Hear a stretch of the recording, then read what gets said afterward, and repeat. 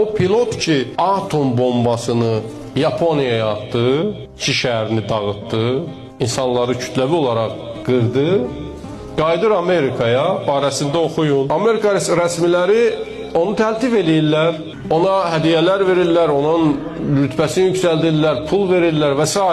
Deyir, öz yaddaşında, məktubunda yazır ki, mən özümə qəsd edirəm. Amerika dövlətinin bütün bu diqqətləri məni azad edə bilmədi, məni xilas edə bilmədi. Mən dözə bilmirəm. Bu vicdanım məni rahat buraxmır. Ona görə də məni qınamayın, mən özümə qəsd edirəm. O hadisə yadıma düşəndə mənim vicdanım məni boğur. Fitrət sözü özü xüsusi yaradılış mənasına gəlir.